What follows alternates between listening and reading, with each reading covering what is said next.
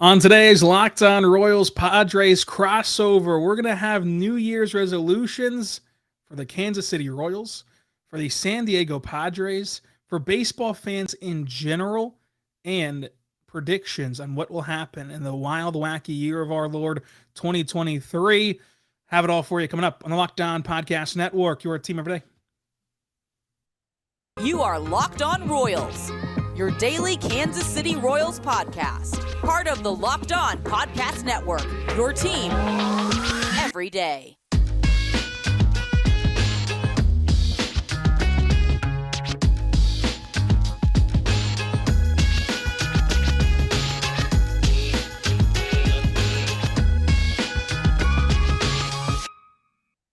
Let's get it going on the Locked On Royals Padres crossover episode here on the Locked On Podcast Network, your teams every day. I'm your host, Rylan Stiles, joined by Javier, host of Locked On Padres, and I want to wish you all a belated Happy New Year because this episode is going to come out on Monday. So it's already the new year for you. You're one day in. I hope that you've stuck to all of your resolutions thus far throughout your New Year's resolutions. That's what we're going to dive into today is New Year's resolutions for baseball fans in general and for our specific teams, and give you predictions of what we think will happen on the entire year ahead. Today's show is brought to you by Bet Online. Bet Online is where the game starts. It has you covered this season with more props, odds, and lines than ever before. Bet Online, where the game starts. Javi, first things first. How are you doing today? I'm doing pretty good, man. I'm doing pretty good. We are into the new year, or for some people, depending on you listen on this, you're about to be in the new year. And you and I, we do a lot of podcasts, crossovers together. And what I love is we haven't really had a firm connection for our teams for a while now, but we still find a way because I've known you for now like 2.5 or so years, going on 3 basically. And every time we talk, it's a barrel of fun whenever I am able to finally nail you down from your illustrious, just incredible Thunder media career in which you're talking all the players. Rylan Stiles, he's tight with Shams and Woj. I mean, what can I say? He knows them, like he has their number. He knows everything about them. He knows every scoop. And here we are talking about baseball. I don't know why I wanted to rant on all of that, but hey, man, I'm always happy to talk baseball with you. Well, I hope that the bosses are listening to that and hope that they're listening to this as well. My resolution, Javi, more podcasts. I Locked On Royals is going to get a full revamp. Javi, we're in off season right now, so we're both going to release this episode on Monday, so they're already going to be in the new year. And 3 days a week from now until pitchers and catchers reporting. Then Javi, we're taking it up to 5 days a week on both of our podcast feeds. So I'm excited for that. I'm excited for a consistent baseball season. So hopefully that will come to fruition with the boss's permission to just go full force this year. We both had some things pop up in our lives to innate that, egrate that. What's they're looking for? Kind of negate that hope. But we're back now. We're back. Solemnly Boy Scout honor swear that we're back 3 days a week. For now, 5 days a week once pitchers and catchers report. And it's going to be a lot of fun, Javi, on this great podcasting network and with these two teams that are both fun for different reasons. But let's start first in the first segment with our baseball New Year's resolutions. This is just purely as baseball fans. What we want to do as fans whenever we watch the sport, consume the sports media, consume everything about the sport. What do you want to see change for yourself and others for this new year? I'll start out with mine. I want to see everyone give baseball the chance to change. This year, there's going to be the shift ban. There's going to be the pitch clock. There's going to be all these new rules. Mm-hmm. Let's see how they work in action before we complain. And I think that if you go into this season with an open mind, I am betting, like I am making my bold take, my bold opinion that this will be the best baseball season in years because it'll be more entertaining, it'll be more fun, there's going to be more base hits, there's going to be more variety, there's going to be more action in the game of baseball this year, which is what they desperately need. I think that this is going to be a great year with the rule changes, but let's please, for a New Year's resolution, for once in our lives as baseball fans, go into this year with an open mind, go into this year understanding that change has to come, and seeing how it plays out before we complain. I mean, I have no arguments. I mean, that's well done. It's good. That actually has a little bit to do with one of my predictions that we'll get to later. the show, the rule changes and whatnot. It's very, you and I, we're used to it. The baseball fan freak out. Rylan, this year, and I could be wrong, but I live in the eastern, I'm a coastal elitist, right? Out here in New Jersey. And maybe I'm just trapped in a bubble, but I remember baseball fans hated Michael Kay, I swear, for the longest time. And then all of a sudden, everyone is losing their minds and they're like, Michael Kay needs to call the Aaron Judge home run. And I'm like, no. You guys hate new with that Apple TV broadcast. Anything new, baseball fans will hate. So I agree with you. Give it just a little bit of a chance. And I'll get into my prediction on that whole thing a little bit later. My New Year's resolution is a little bit of a silly one. It's very specific, dare I say niche.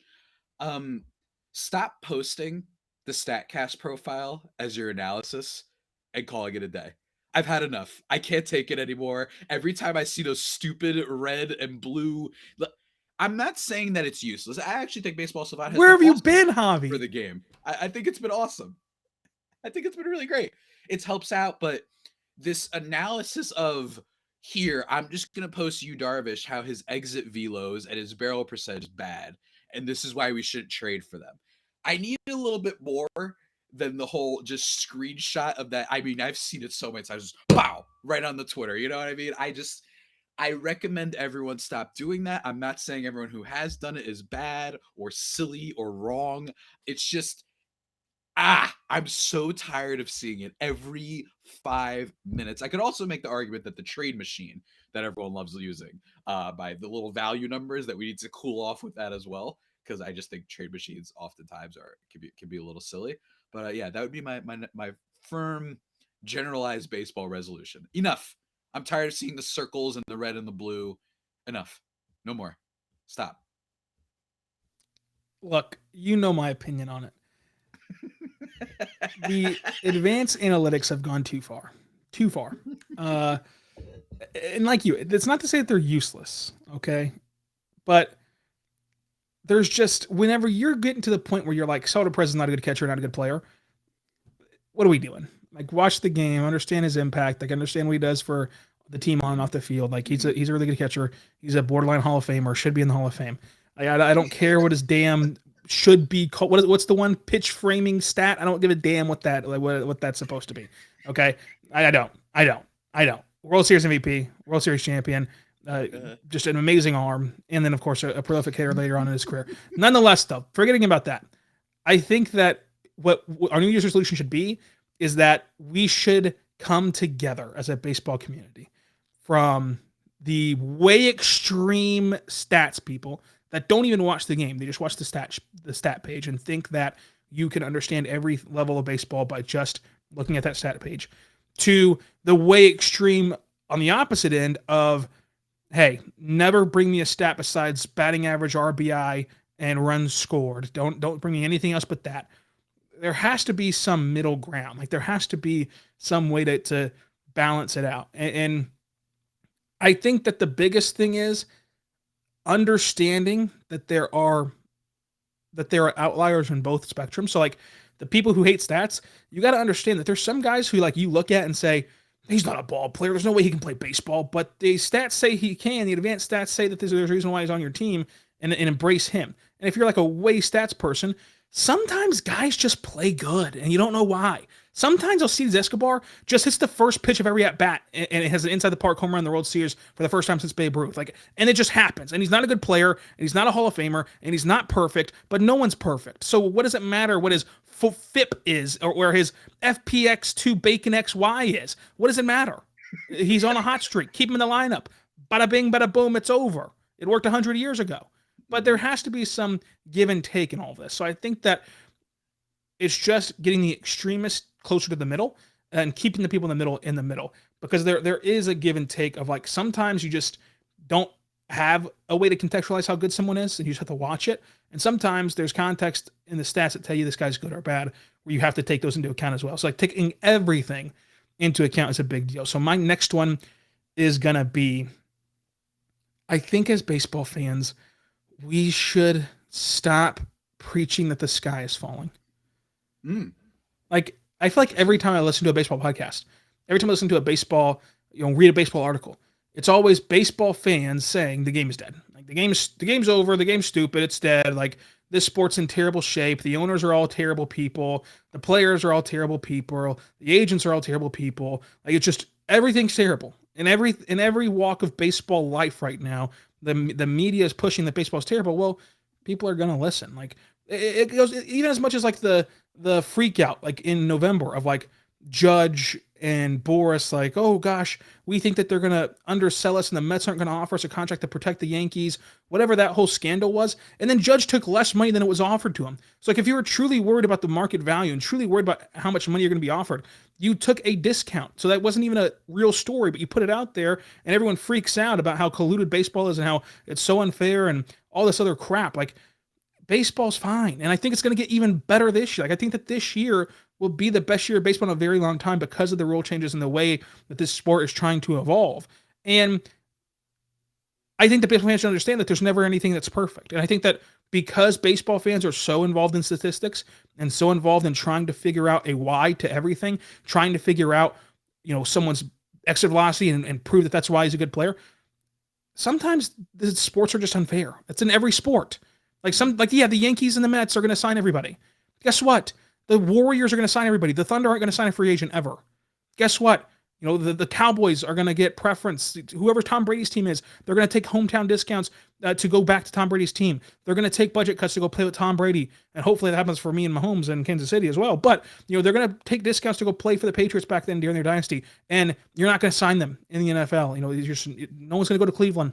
You can throw money at them. They're not going to go there, even though there's a salary cap. Like sometimes these things just suck and that's just the way it is. And that's all you can really do. Like what I am for a salary cap and a salary floor, especially because I think that the only thing that I would agree with complaining about is the owners who literally don't spend a penny, but also don't win. If you're not going to spend a penny, you better be the Oakland A's who actually won a lot of baseball games. Like you can't be the Royals and just sit there and lose 100 games a year, but still not invest in the team. So like just in general, my biggest resolution has been, and the theme has been for me this entire segment, has been ending the negativity. Like it's all negative around baseball right now, and it's just so draining to me. Well said. Yet again, I disagree with some notions about the stats. I disagree somewhat with the don't ever complain thing, kind of. That's not what you said exactly, but I'm just saying I think it is important to hold truth to power and to point out that for me, and this kind of goes into my sort of resolution thing, it's a quick one, is just don't be so quick to praise the teams that have really organized rosters versus teams that may have ugly rosters, but those rosters might actually win something. You know what I mean? This kind of applies to my team. Yes, the Xander Bogaerts contract might be an abomination in like 4 years. I know. But if they actually win and go somewhere, I don't want people to be talking about how well managed the Tampa Bay Rays are. You know what I mean? Just be a little bit careful, right. Understand. And I'm not, what the Rays do is can be great. What the Cleveland Guardians can do is great. But every now and then I've noticed people like those teams like Baltimore or like your Cleveland, where the roster money is really nice. They've got the prospects. There's no albatross contracts. Then people tend to praise those teams a little bit too much for my liking, only because it rarely has resulted in actually winning a title. Kansas City Royals are an exception, right? There are exceptions.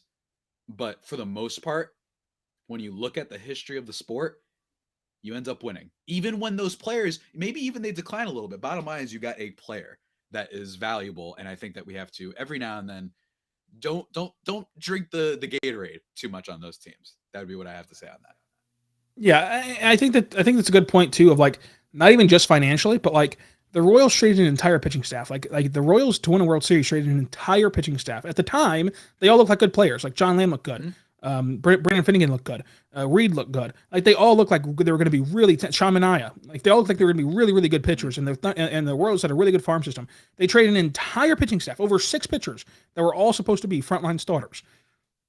Sean Manaea is the one that panned out. But they got back Ben Zobrist, who won them a World Series, and Johnny Cueto, who was pivotal in the World Series as well to win them a World Series. You can't win that without Zobrist, and you can't win that without Cueto's magical game throughout the postseason run. So yeah, Cueto's they give at the time you're laughing at them, right? At the time you're laughing like, you get the whole pitching staff for 2 rentals. Well, those 2 rentals brought the only piece of baseball joy in Kansas City in the last 30 years. And there's been no joy since. Whereas if you kept those pitchers, you get Sean Manaea. So basically, you get Brady Singer. Like, Brady Singer's a really good pitcher. Doesn't matter. They lose 100 games a year. He's a good pitcher last year. He pitched a great season. They lost 100 games. So you for one quality pitcher, you got a World Series. So yes, push all in. Make the move. And I think that we overvalue prospects to a unreal extent, which is crazy to me. And I want your opinion on this real quick before we have to get a commercial break. But it's crazy to me. For a sport that everyone admits, you're going to fail a lot more than you're going to succeed. If you hit 3 times out of 10, you're going to be a Hall of Famer. Like, for a sport that acknowledges if you are terrible, you're actually good. Why do we think that every prospect will work out? Like, they're not. They're not. So why not Google Royals or go Google go Google 2014 Rangers prospects right now. Jorge Alfaro was number 1. Not to discard diminish the GOAT, but for a number 1 overall prospect, it's just more often than not, I like to view prospects as a fun. You followed them like boyhood. You went through the journey with them, right? And it's really fun to see how it turns out, even if you don't like it. And they can be really valuable assets. You have leg room. You should not be viewing prospects as this guy's the next Ben Zobrist. This guy's the next Tatis. This guy is this guy 2.0 or 1.5. I just think that that's a mistake. And I think it's a mistake to think that that holding on to prospects is only because you think those players are going to be amazing. It might just be because you don't like the current guy that's available and you're like, I want to save my ammo for someone else, like a Juan Soto, who the Padres, of course, acquired this year, right? Instead of pulling all their baskets into Brian Reynolds in the previous offseason, who's still on the trade market, because we might have to talk about him in predictions. I don't know when. Hurry up. Someone make a decision, please. It's driving me insane. All of a sudden you wait and you exchange that talent for even better talent. So, that could happen sometimes, man.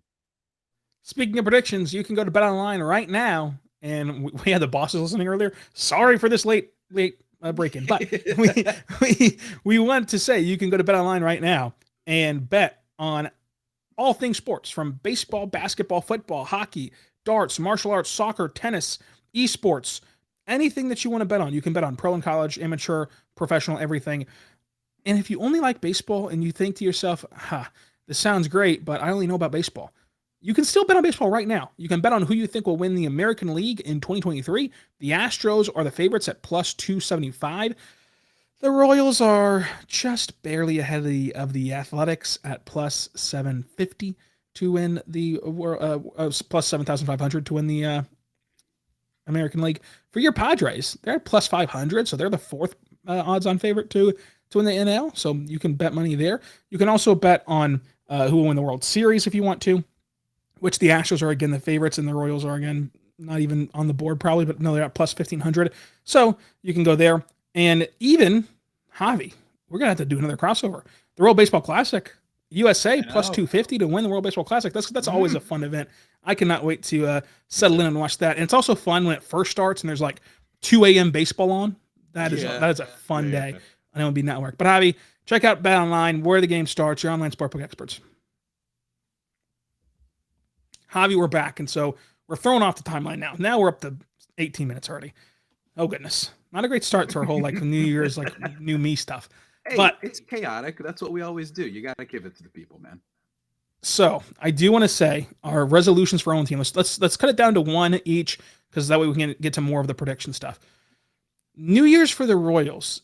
New Year's resolution for the Royals is I hope that they go into this year and it's all about the kids. Just finally embrace it. You've got a new skipper who is coming from an organization that is more in line with cheaper, controllable, young talent. He's not old school like Matheny was. Matheny did try to adapt a little bit, but still he got in the habit of playing the wrong guys. I'm done with even Hunter Dozier, but I'm especially done with guys like Ryan O'Hearn. Like, there's no reason to play Ryan O'Hearn ever again. You have a bevy of first base prospects that you need to get in there. You need to get Prado in there. You need to get Vinny Pasquantino in there. You have Salvador Perez who can play first base a little bit so that we can put MJ Melendez at catcher sometimes. Like, there are so many guys that can play first base on this team that Ryan O'Hearn should not even be a thought in this organization's mind. You shouldn't even be listed on the roster.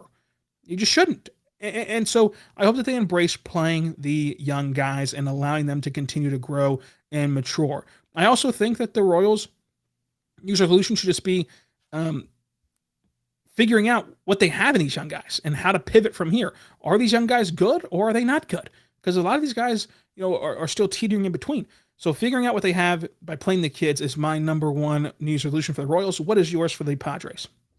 I've got a couple. One is a funny little dumb one, which is I've been on this. This is arguably my hottest general sports take, which is just, and it has a little bit to do with the Padres. I support. Let's make buying non-jersey related sports memorabilia more of the thing, because I think that that's the true sign of a fan. Like this Tatis bobblehead, which you can check out in the description if you guys want. He's just chilling here.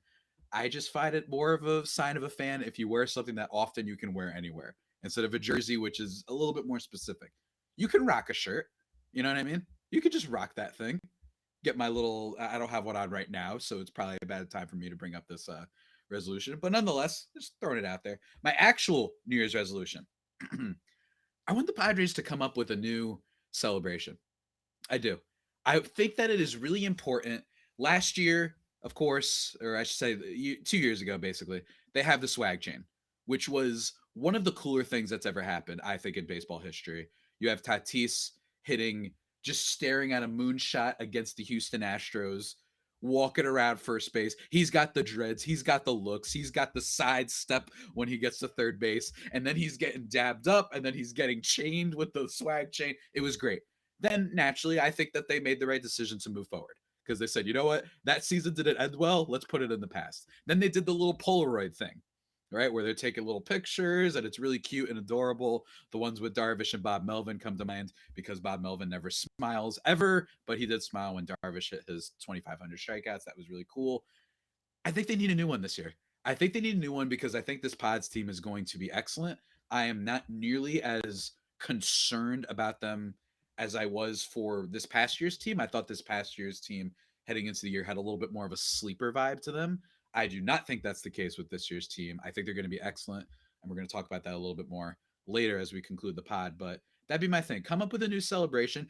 I wouldn't bring back the swag chain necessarily, but I just want something new. I don't care if it's a golden jar that when you open it, there's a Padres sugar cookie in it. I don't care. Whatever it is, that's not a bad idea right there. That'd be kind of fun. That would be what I want from the Padres, and I think it would be really great, really great. That's one of my Padres New Year's resolutions. I appreciate that resolution. I think that's a very good one. And Javi, what else I appreciate? It's a good old Built Bar, Javi. Javi, how great are Built Bars? It's a protein bar, but it tastes like a candy bar. Man, I've been talking about these things for as long as my memorabilia take. You know, I've been talking about these things for longer than I've been slandering Eric Hosmer. They're excellent. They're absolutely phenomenal. I have them all the time. They're great. They have so many great flavors like churro, peanut butter brownie, coconut almond. It's all fantastic. They're great pre-workout, post-workout, or even as a meal replacement or a snack. You can head over to your nearest Walmart, whatever the place is, Walmart pharmacy section. Go and pick up a Built Bar at Walmart. That's so incredible. Also, order them online or go to Sam's Club. Just do it. Just get out there, get you boxes of Built Bar, protein bar that tastes like a candy bar. It's healthy for you, only 130 calories, 4 grams of sugar, and a whopping 17 grams of protein. So what else can you ask for in a protein bar than that? My personal favorite is the cookies and cream option, so check that out as well. Javi, what's your favorite Built Bar? My favorite is the Apple Almond Crisp, if in terms of all timers, which I don't think that they currently have stocked right now. But then otherwise, it would be the Cherry Barcia because that is my mom's favorite flavor, and she enjoys it very much, and I enjoy it too. And I tell you, I also like the birthday cake that we got that time. Oh gosh, Javi. Oh gosh. I just pull up built.com. Use code LOCKED15 for 15% off. They have Snickerdoodle Built Bars. No. I'm serious. Like, this is not. It is an ad, but I'm seriously gonna buy right now these Snickerdoodle Built Bars. Holy mackerel! I had no idea that they were selling Snickerdoodle Built Bars. I'm literally putting in my order right now. I just did my fingerprint. I put my credit card in there. Anyway, go to built.com right now, like I just did. Go and use Locked 15, and you're gonna get 15% off your next order. We're back Changes on the everything. Lockdown Royals Padres That podcast. changes everything. It does change everything. Talking about baseball. So, Javi, in the podcast, I want your prediction. World Series matchup first of all, who we're going to see in the World Series. Uh-huh. Go ahead. Oh, I thought you were going to give me like a multi-step thing and be like, I want the World Series, I want this, I want that. World Series is going to be this is tough actually. I kind of like the Blue Jays as a post-hype team. Everyone was raving about the Blue Jays way too much. We're just a year too early. Yeah, maybe we're just a year too early. Part of me still doesn't like how much everyone's assuming the Blue Jays have a better roster than everybody. I think they do, but I'm just saying the 2021 season, like they were really good, and then what did they do? They exchanged Robbie Ray for Kevin Gausman, so it's like, yeah, I like Gausman better, but I don't know. But I'm going to say that they come through. I think they had an embarrassing, somewhat not embarrassing, but like a little sad way to end their season, getting beat by the Mariners like that. And then from the NL, it's going to be the New York Mets. I think that I just have a lot of vibes about that team just completely taking over all of baseball talk this year. It's going to be close. This isn't that bold. I'm pretty sure I probably said this same prediction last year. Oh no, I had Astros Mets last year as my prediction. So I got one of them right. I think at some point the Astros have to not keep going to the, World Series. And I'm going to pick the Blue Jays. It's close. I am curious to see if the Yankees make a move. But in terms of the NL, there's a real slugfest going on in the National League right now with the Phillies, with the Mets, with the Padres, with the Braves, with the Dodgers. And honestly, I kind of like the Diamondbacks. I think the Diamondbacks are sneaky really good. So right now, I don't usually like doing World Series predictions. I like doing sleeper predictions, but I really think the D-backs. Keep an eye on that team. I think that they're right there. As a peek behind the curtain, we're recording this on Friday. Did you see what happened like 2 seconds ago? The D-backs signed Evan Longoria. Really? Yep. 1-year deal. Interesting. So when you say sleeper, I'm going to pin you down on this. Whenever you say sleeper team, you think that the D-backs can make the playoffs? Yeah. In that division? Yeah. Okay. I respect that. My World Series, quick and easy. It's like a 1% chance, but yeah. Astros out of the AL. NL. I've got your Padres out of the NL. Why am I the one with the Padres? Come on. I got your Padres out of the NL. I cannot wait. Love it. Absolutely love it. I absolutely adore that prediction. I just can't do it because it's a little biased and blah, blah, blah, blah. I think the Pods are going to win like 98 games. I think that they're going to be much better than last year. You add Tatis, and I don't really care if it's MVP Tatis. Bottom line is if he is 70% of what he is when he comes back, I think he's going to be more focused. I do think the entire experience has humbled him.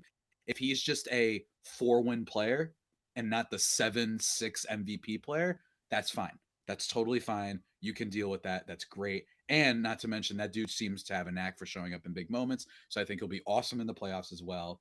Manny, he's opting out probably after the year. I think he's going to have another solid year. He's going to be motivated, especially if he wants to opt out and get another contract. And Soto.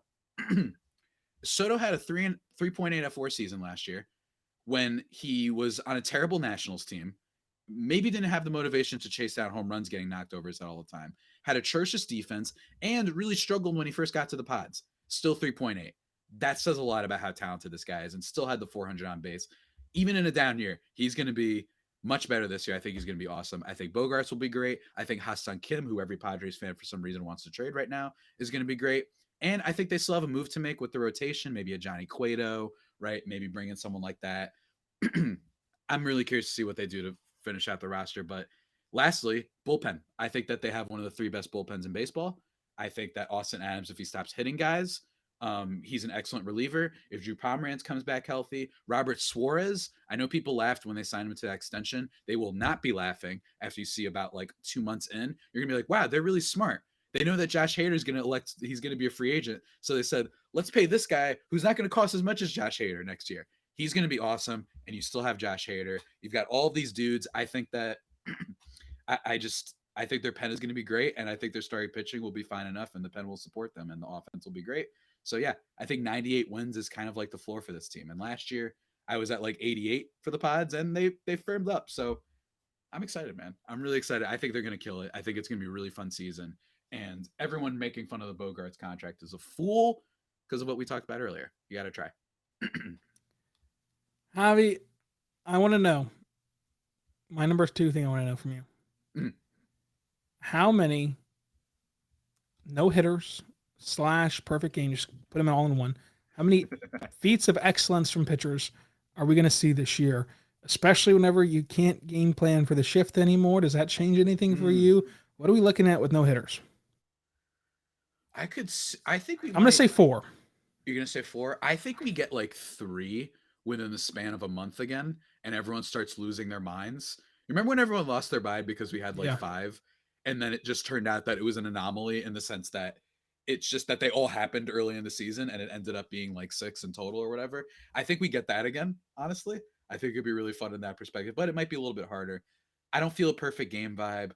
I don't know who could do it. I know there's a lot of great pitchers out there who will get close. Don't get me wrong, but I don't like predicting the perfect game stuff. That's just wild. Ohtani was like 7 perfect this year, which would have been the number 1 baseball thing to ever happen, to be honest with you. So we were close there. But I do have a prediction for you that has to do with the rules.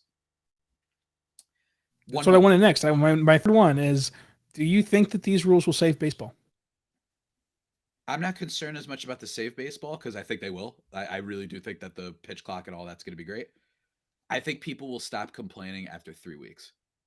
This is the same thing that happens every time they do a rule change. People complain about the rule change when the instant replay was only to review home runs. That's how old I am. I remember that. I remember that nonsense. Then they're complaining about instant replay taking too long. Nobody complains about it anymore. They were complaining about the home run derby, the new rules. Nobody complained after they actually watched it in action. They were like, oh yeah, this is better. Instead of watching, Josh Hamilton take 72 pitches before finally swinging. This is a lot better. There you go. I think that's going to happen. And also Puerto Rico is going to win the World Baseball Classic. So there you go. Driving up even further my theory that this is going to be a huge Mets year for propaganda and media circulation. Everyone's going to be talking about, holy crap, these two just won the World Baseball Classic in Correa and Lindor, and now they're going to the Mets. It's going to be Palooza in New York. Because not to mention the Yankees will have a lot of headlines too. So that's also there. Javi, we've got to do this again because we're going to have to talk about the World Baseball Classic. That's going to be a ton of fun. Mm-hmm. I can't wait. So thank you for joining us. Let them know where they can find you. One last thing before I let you find me. One last spicy take. Enough of the Astros hate. I'm so bored. You guys aren't that funny. You made a crack about how, I think New York Porch Sports, that satire account, about how the Giants discovered a buzzer in Carlos Correa's physical scan. Enough. The jokes aren't that funny. Astros fans, yes, are annoying. They can be, very much so. Enough. It's 2017, guys. You know what I mean? Like, at some point, please, I don't care anymore. That being said, you can find me on Twitter at Javipeno, Javiiipeno. If you want to see the Twitters for the Padres tweets, you can check out at LO_Padres. If you want to see what sick hoodie I was rocking for this episode and the Tatis bobblehead, you could check out Locked On Padres on YouTube, where I love that. And if you want to see Rylan's just sensational, scintillating, revolutionary, immaculate haircut, please check out the YouTube video, and I promise you won't be disappointed. Thank you, Javi. Until next time, be good and be good to one another because Javier Reyes is back on the pod, and we're happy to have a crossover. We'll do it again before the World Baseball Classic.